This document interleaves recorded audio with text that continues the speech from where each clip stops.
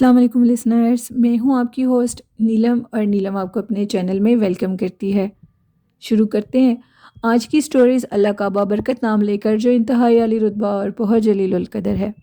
میں اپنے سبھی سننے والوں کے لیے یہ دعا کرتی ہوں کہ میرے سبھی سننے والے ہمیشہ شاد اور آباد رہیں، جاں رہیں، خوش باش رہیں، اور اللہ پاک کی رحمت اور کرم بھرا سایہ ہمیشہ ہم سب کے اوپر قائم رہے، آمین۔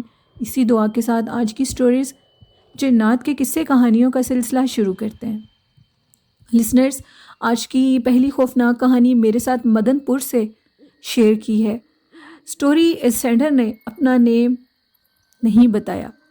ایک ان نون سینڈر ہیں جن کی یہ سٹوری ہے، وہ یہ بتاتے ہیں کہ میں انڈیا مدن پور کا رہنے والا ہوں، اور آج آپ کے ساتھ ایک خوفناک کہانی شیئر کرنا چاہتا ہوں۔ ہم لوگوں کا جو گاؤں ہے وہ یہ سمجھ لیں کہ سارا ریگستان پر ہی ہے۔ کل میں نے آپ کے چینل کی جو سٹوری سنی تھی، جو کہ سعودی عربیہ سے خرم نے شیئر کی تھی، اس سٹوری کو سن کر مجھے اپنے گاؤں کا ایک واقعہ یاد آیا۔ میں نے یہ جو سٹوری ہے آپ کے سننے والوں کے ساتھ میں نے آپ کے سننے والوں کے ساتھ اس لیے شیئر کی کہ اس چیز کے متعلق سب کو اویئرنیس ہونی چاہیے۔ کہتے ہیں کہ ہم لوگوں کا جو گاؤں ہے، ہم لوگوں کے گاؤں میں ایک بہت بڑی نہر تھی، اور کہا جاتا تھا کہ وہ نہر بہت زیادہ عصبی نہر ہے۔ وہاں پر جنات کا بسیرا ہو چکا ہے۔ آج سے پہلے اس نہر پر ایسا کچھ بھی نہیں تھا، لیکن اس کے بعد اچانک سے نہر کے اندر عجیب و غریب واقعات شروع ہو گئے۔ ہم لوگوں کا جو گاؤں تھا وہ آج بھی بہت سال پیچھے ہے، یعنی ہمیں دوسرے گاؤں میں نہر پر کشتی کے ذریعے جانا ہوتا تھا۔ لوگ موٹر سائیکل پر بھی اسی کشتی کے ذریعے اس پار جایا کرتے تھے۔ وہاں پر جو کشتی والا تھا وہ پیسے لیا کرتا ہے، اور موٹر سائیکل کو اس کشتی میں لے جا کر دوسری طرف اتار دیتا ہے۔ اس طرح کے جو واقعات تھے وہ عجیب و غریب طریقے سے جنم لینے لگے۔ اب اس طرح ہوا کہ ایک دفعہ ایک شخص تھا جو کہ دوسرے گاؤں میں جانا چاہتا تھا۔ شام کا ٹائم ہو گیا تھا اور وہ جا رہا تھا، تو اچانک سے جو کشتی تھی وہ نیچے سے برے طریقے سے ہلنے لگی۔ ایسے لگ رہا تھا کہ کشتی ابھی ڈوب جائے گی۔ وہ جو نہر تھی وہ کافی گہری نہر تھی، اور وہ اس طرح لگ رہا تھا کہ جیسے ابھی یہ سب کچھ ختم ہو جائے گا۔ اونچی اونچی چیخو پکار شروع ہو گئی، لیکن وہ خیر خیریت سے دوسرے گاؤں کے کنارے پر پہنچ گئے، اور بہت زیادہ لوگ ڈر گئے۔ اب جو کشتی چلانے والا تھا اس نے دوسرے پار جانا تھا، کیونکہ اس کا گھر دوسرے پار تھا۔ وہ لوگ بہت پریشان ہوئے۔ اب جو کشتی والا تھا وہ ڈر رہا تھا واپس جاتے ہوئے، تو اچانک اسے یہ محسوس ہوا کہ شاید میری کشتی میں کوئی خرابی ہوگی، اور شاید ہمارا یہ وہم ہو۔ اس نے اپنے دل کو تسلی دی، اور کشتی چلانے والا دوبارہ نہر میں کشتی چلانے کے لیے سوار ہو گیا۔ جیسے ہی وہ کشتی چلاتے ہوئے نہر کے درمیان میں گیا، تو ایک خوفناک چہرے والا شخص اس کشتی کے اندر نمودار ہوا، اور اس کو اس پانی کے اندر لے کر چلا گیا۔ وہ شخص چیخے مارتا ہوا خود کو بچا نہ سکا۔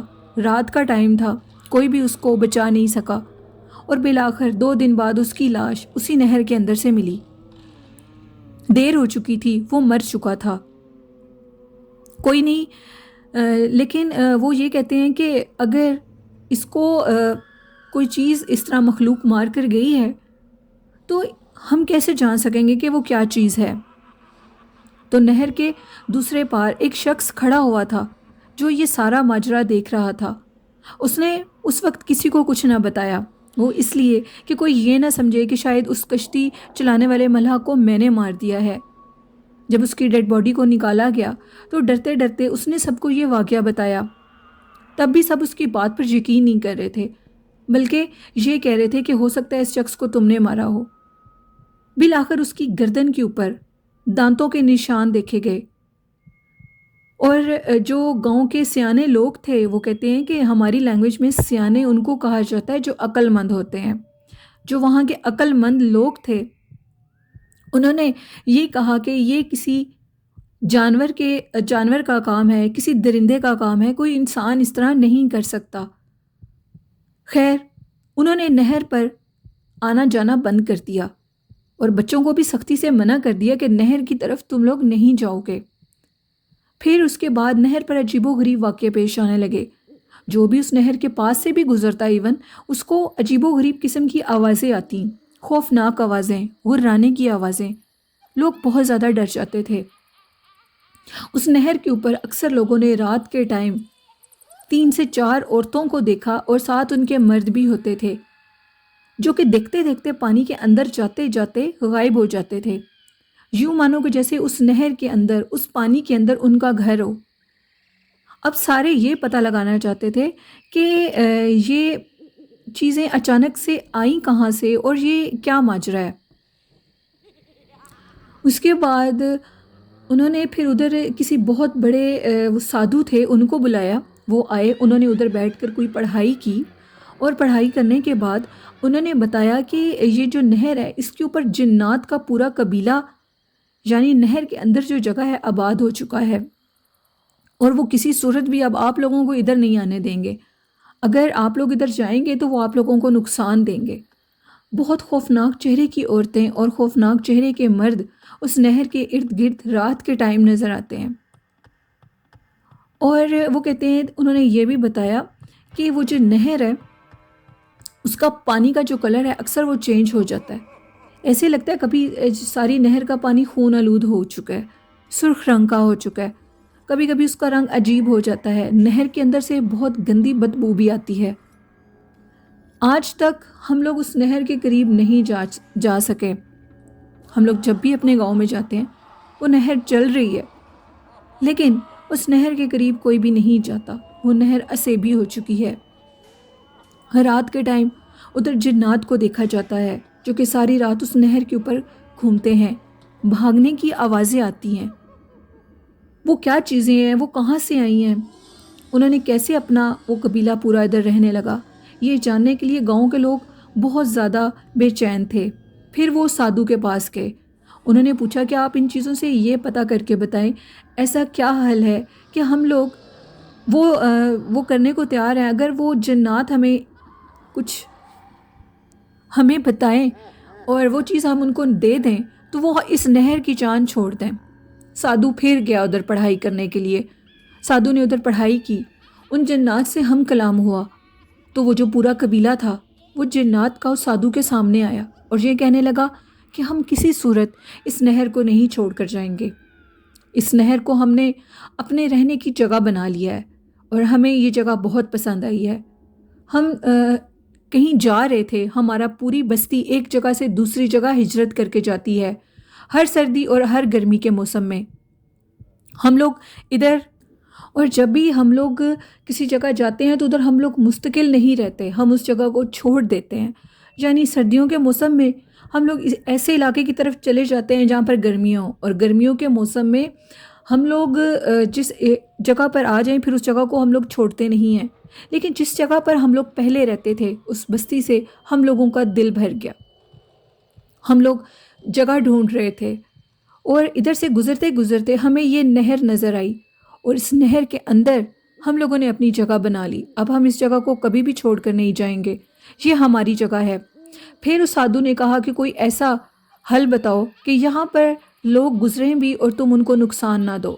تو پھر ان جنات نے اس سادھو کو بتایا کہ ہر سال جس دن ہم اس نہر پر آئے تھے ادھر ہمیں 40 بکرے چاہیے، ان 40 بکروں کو ذبح کر کے تم لوگ اس نہر میں پھینک دینا، ہم لوگ پورا سال تم لوگوں کو تنگ نہیں کریں گے۔ پھر جو گاؤں کے لوگ تھے، سادھو نے ان کو یہ بات بتائی اور ان سے پوچھا کہ اگر تم لوگ اس بات پر آ سکتے ہو تو میں ان سے بات کروں گا۔ سب گاؤں والوں نے اس بات پر خوشی خوشی حامی بھر لی، اور پھر وہ سینڈر بتاتے ہیں کہ انہوں نے ہر سال ادھر کبھی 40 سے زیادہ بھی وہ بکرے پھینکا کرتے تھے۔ پھر اس طرح ان جنات نے ان کو تنگ کرنا بالکل چھوڑ دیا، اور آج ہم لوگوں کے گاؤں میں اب کوئی بھی مسئلہ نہیں ہے، سب لوگ ادھر سے گزرتے ہیں، وہ جنات کسی کو تنگ نہیں کرتے، نہ ہی وہ کسی کے سامنے آتے ہیں، ایسے کہ جیسے انہوں نے ہم سے دوستی کر لی ہو۔ لیکن اگر ایک بھی دن سال کا اس دن سے اوپر چلا جائے تو وہ جنات باقاعدہ تنگ کرتے ہیں، اور کوئی نہر کے پاس آ کر کھڑا ہو تو اس کو دھکا دے دیتے ہیں نہر میں، اس طرح کے واقعات ہوتے ہیں. اس لیے ہم لوگ کبھی بھی اپنے اس گاؤں میں وہ جو ایک دن مقرر ہے وہ بقرعید دیتے ہیں، آج تک دیتے ہیں. یہ میری خوفناک کہانی تھی جو انڈیا مدن پور سے انہوں نے میرے ساتھ شیئر کی. بہت شکریہ آپ کا اپنی اسٹوری شیئر کرنے کے لیے.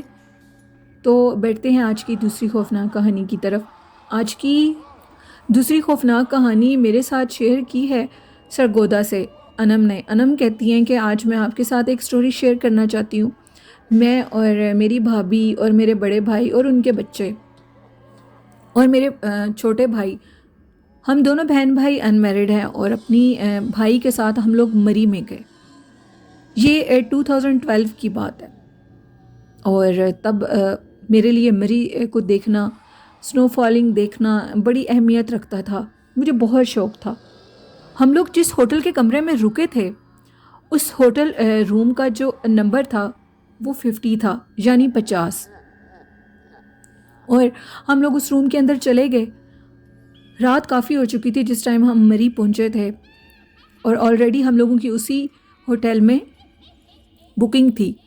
جیسے ہی ہم لوگ ہوٹل کے اندر گئے، روم کے اندر گئے، ابھی ہم لوگ روم کے اندر گئے تھے تو عجیب سی منحوسیت، عجیب سا خوف، عجیب سی وحشت ہونے لگی. وحشت ایسے ہونے لگی کہ روم کی دیواریں جو تھیں، لائٹ آن ہونے کے باوجود روم کی دیواروں سے عجیب سی وحشت محسوس ہو رہی تھی. میں نے اپنی بھابھی سے کہا کہ مجھے بہت ڈر لگ رہا ہے اس روم میں. بھابھی نے کہا شاید تمہارا وہم ہو، ٹھنڈ بہت ہے اس لیے تمہاری طبیعت خراب ہو رہی ہے. لیکن میری طبیعت سچ میں خراب ہو رہی تھی، وہ میرا وہم نہیں تھا. اسی روم کے اندر ایک چھوٹا روم بھی تھا جس میں بچوں کے ساتھ سو رہی تھی. مجھے اکیلے ڈر لگتا تھا. بھابھی نے کہا کہ بچوں کو تم اپنے بھائی کے ساتھ بیڈ پر لٹا دو اور میں تمہارے ساتھ ادھر سو جاتی ہوں. میں اور بھابھی اکٹھے سونے لگے تو اچانک سے اسی روم کے واش روم کا جو ڈور تھا وہ نوک ہوا اور جیسے ہی میں نے دروازے کی طرف دیکھا تو مجھے ایک عورت نظر آئی، ایک لڑکی، جوان لڑکی بالکل، جو کہ مجھے اشارہ کر کے اپنے پاس بلا رہی تھی. میں نے چیخیں مارنی شروع کر دیں اور بھابھی اچانک سے اٹھی اور کہنے لگی کیا ہوا ہے. میں نے کہا اس واش روم کے اندر کوئی لڑکی ہے. بھابھی مجھے کہنے لگی بھلا ایسا بھی ہو سکتا ہے، ہم لوگ آئے ہیں اندر اور ہمارے پاس ہی ہوٹل کی کیز تھی، ایسے اندر کون ہو سکتا ہے، تمہارا وہم ہوگا، تم بہت ڈر گئی ہو. میں نے کہا بھابھی یہ میرا وہم نہیں ہے. میرے بھائی بھی اٹھ کر آ گئے. میں نے بھائی کو بھی بتایا لیکن بھائی اور بھابھی میری بالکل بات نہیں مان رہے تھے اور یہی کہہ رہے تھے کہ تمہارا وہم ہے، ایسا کچھ بھی نہیں ہے. اب یہ پریشانی جو میں نے آنکھوں سے دیکھ لی تھی، وہ خوف میرے اندر عجیب سا تھا. میں کیسے اس خوف کو اپنے اندر سے نکالتی؟ خیر میں نے ساری رات بلینکٹ کے اندر منہ کیا اور کوئی بھی آہٹ آتی تو میں ڈر جاتی. صبح ہوئی، ہم لوگوں نے ناشتہ کیا. میں اس واش روم میں نہیں جا رہی تھی، میں بہت ڈری ہوئی تھی. بھابھی مجھے زبردستی اندر اپنے ساتھ لے کر گئیں اور کہنے لگیں کہ دیکھو ادھر کچھ بھی نہیں ہے. ہم لوگ صبح ناشتہ کیا. ناشتہ کرنے کے بعد ہم لوگ باہر گھومنے کے لیے چلے گئے. خیر سارا دن گھومنے کے بعد میں نے بھی یہ سوچا کہ شاید میرا وہم ہو، میں ڈری ہوئی تھی، میں نے کوئی خواب نہ دیکھ لی ہو. اچانک سے میری طبیعت پھر خراب ہونے لگی اور میں نے بھائی اور بھابھی سے کہا کہ آپ لوگ بے شک گھوم لیں، آپ مجھے ہوٹل کے روم تک چھوڑ آئیں. میری بھابھی بالکل اس بات کو ماننے کو تیار نہیں تھی اور یہ کہہ رہی تھیں کہ نہیں تم ہمارے ساتھ رہو، اکیلے ڈر جاؤ گی. پہلے بھی ڈر رہی تھی. میں نے کہا نہیں بھابھی اب مجھے ڈر نہیں لگے گا، مجھے جانے دو. ہم لوگوں کا جو ڈرائیور تھا وہ مجھے چھوڑنے کے لیے چلا گیا. ڈرائیور مجھے ہوٹل تک چھوڑ آیا اور میں اوپر آنے لگی. جیسے ہی میں اوپر آئی ہوٹل کے روم کے پاس، جو کہ ایک لمبی، بہت لمبی گیرلی ٹائپ بنی ہوئی تھی جگہ، جس کے ارد گرد کمرے تھے، میں کیا دیکھتی ہوں کہ وہ جو ایک لائٹ آن تھی اور ادھر بالکل سینٹر میں ایک لڑکی کھڑی ہوئی ہے، جو کہ ایگزیکٹ وہی لڑکی تھی جس کو میں نے واش روم کے دروازے میں دیکھا تھا. وہی قد، وہی کپڑے، کھلے ہوئے بال. خیر میں نے کہا شاید ابھی بھی میرا وہم ہو، کیونکہ اکثر لوگ اس چیز کو وہم سمجھ لیتے ہیں، بات کو مانتے نہیں ہیں. تو میں چلتی ہوئی آگے جا رہی تھی. جیسے میں اس لڑکی تک پہنچی، اس نے اپنا چہرہ میری طرف کیا تو اس کا چہرہ انتہائی ہیبت ناک جلا ہوا چہرہ تھا، جس کو دیکھ کر چیخیں مارتی میں ہوٹل کی گیلری سے نیچے کی طرف آئی اور سیڑھیوں سے میرا پاؤں پھسلا اور میں نیچے گر گئی. میرا پاؤں فریکچر ہو گیا. میں نے بھابھی اور بھائی کو کال کی، وہ جلدی سے واپس آئے۔ میں نے ان کو یہ ساری بات بتائی۔ وہ ابھی بھی میری بات ماننے کو تیار نہیں تھے اور مجھے بھائی اور بھابھی میں اٹھا کر اوپر روم کی طرف لے کر گئے۔ ان کے آنے تک میں ویٹنگ ایریا میں ان کا ویٹ کر رہی تھی۔ اب رات ہو گئی، میرے پاؤں پہ بینڈیج ہوئی اور مجھے انہوں نے ٹیبلٹ وغیرہ دی اور میں سو گئی میڈیسن لینے کے بعد۔ میری بھابھی یہ کہتی ہیں کہ جیسے تم سو گئی گھنٹے کے بعد اچانک سے ہم لوگوں کے روم کا دروازہ نوک ہوا۔ ہم نے کہا شاید ویٹر ہوگا، کچھ دینا ہوگا اس نے۔ تو جیسے ہی ہم لوگوں نے روم کھولا، ڈور کو کھولا، تو ایک بھیانک چہرے کی لڑکی ہمیں دیکھ کر مسکرا رہی تھی اور یہ کہہ رہی تھی کہ جلدی سے اس روم کو چھوڑ دو، یہ میری جگہ ہے، میں اپنی جگہ پر کسی کو رہنے نہیں دیتی۔ ہم لوگ بہت ڈرے اور تمہارے بھائی نے دروازہ بند کر دیا۔ اب ہم لوگ اس قدر ڈر چکے تھے، ادھر رہنا ہم لوگوں کے لیے مشکل تھا۔ ہم نے صبح صبح بغیر ناشتہ کیے، منہ ہاتھ دھوئے، ہم نے اس روم کو لیو کر دیا۔ ابھی ہمارا 7 ڈے کا سٹے باقی تھا ادھر، اور ہم لوگ ادھر سے واپس آ گئے۔ انم کہتی ہیں کہ میں نے اپنے بھائی اور بھابھی سے کہا کہ میں نے آپ کو پہلے ہی بتا دیا تھا، پہلی رات ہی مجھے وہ چیز محسوس ہو گئی تھی کہ ادھر کچھ ہے، لیکن آپ لوگوں نے میری بات نہیں مانی۔ شکر ہے کہ آپ کو وہ چیز نظر آئی، اور اللہ کا شکر ہے کہ ہم لوگ اس روم سے خیر خیریت سے بچ کر آ گئے۔ آج بھی میرے پاؤں میں بہت درد ہوتی ہے، عجیب و غریب طریقے سے مجھے بھاگتے ہوئے پیچھے سے کسی نے دھکا دیا جو میں نیچے گر گئی۔ یہ میری ایک سٹوری تھی جو انہوں نے انم نے شیئر کی۔ بہت شکریہ انم اپنی سٹوری شیئر کرنے کے لیے۔ تو میرے ایک لسنر ہیں عدیل بٹ، جو کہ مجھے کہتے ہیں کہ اگر آپ کی زندگی میں کوئی خوفناک واقعہ آیا ہو تو آپ ہمیں ضرور بتائیں۔ تو یہ میری زندگی کا ایک سچا خوفناک واقعہ ہے۔ میں نے دیکھا تھا ایک دفعہ کہ جب میں اسکول لائف میں تھی تو ہم لوگوں کی وین تھوڑی لیٹ تھی اور ہم ساری فرینڈس اندر اسکول میں چلی گئیں۔ تو میں نے اپنی کلاس روم میں جانا چاہا، یعنی ہم ساری فرینڈس اکٹھی ہو کے کلاس روم میں جا رہی تھیں۔ تو ہم نے جیسے ہی کلاس کا دروازہ کھولنے کی کوشش کی تو دروازہ نہیں کھل رہا تھا اور اندر سے فین بھی چل رہے تھے، لیکن کوئی نظر نہیں آ رہا تھا اندر کون ہے۔ ہم نے ونڈو سے دیکھا، فین باقاعدہ آن تھے لیکن کوئی بھی نہیں تھا، نہ روم کے اندر نہ دروازے کے پیچھے۔ ہم لوگ بہت ڈرے اور ادھر سے بھاگ کر آ گئے۔ نیکسٹ ڈے ہم لوگوں نے ٹیچر کو یہ بات بتائی تو انہوں نے ہمیں منع کیا کہ آئندہ بالکل بھی تم لوگوں نے اکیلے اسکول والی سائڈ پر نہیں آنا، اس لیے کہ ایسی بہت سی مخلوقات ہوتی ہیں جو کہ ہم لوگوں کے جانے کے بعد ادھر آ جاتی ہیں، کیونکہ ہم لوگوں کا اسکول کافی بھاری تھا، ادھر جنات کا اثر تھا۔ یہ ایک میری زندگی کا واقعہ تھا۔ کچھ اور بھی واقعات ہیں، میں آپ کے ساتھ وہ بھی شیئر کیا کروں گی۔ میری فرینڈس جو تھیں ان کا وہ ہاسٹل میں رہتی تھیں اور ہاسٹل میں ان کے ساتھ کافی واقعات پیش آتے تھے، تو وہ بھی سٹوری میں آپ کے ساتھ ضرور کل انشاءاللہ شیئر کروں گی۔ تو یہ میری ایک کہانی تھی، میری زندگی کی سچی خوفناک کہانی۔ آپ لوگوں کو آج کی کہانیاں کیسی لگیں اپنا فیڈ بیک ضرور دیجیے گا، اور جو لوگ اپنی خوفناک کہانیاں میرے ساتھ شیئر کرنا چاہتے ہیں، ڈسکرپشن باکس میں میرا ای میل آئی ڈی اور Facebook ID mention ہے، آپ ادھر اپنی سٹوریز کو شیئر کر سکتے ہیں۔ اور آج کا اچھا میسیج ہے، اپنی والدین کی خدمت کریں، اسی میں انسان کی بھلائی بھی ہے، آخرت کے لیے نجات بھی ہے اور کامیابی بھی ہے۔ 5 ٹائم نماز، قرآن پاک اور درود شریف کو اپنا وظیفہ بنا لیں۔ آئی ہوپ اس پر آپ ضرور عمل کرتے ہوں گے، اور آخر میں یہ بھی ریکویسٹ کروں گی کہ میرے چینل کو ضرور سبسکرائب کریں، میرے چینل کو سپورٹ کریں، اور اسی کے ساتھ مجھے اجازت دیجیے۔ مجھے اور میرے والدین کو اپنی دعاؤں میں یاد رکھیے گا، اپنے اور اپنے والدین کا اور اپنے گھر والوں کا بہت خیال رکھیے گا۔ اللہ حافظ، اللہ نگہبان۔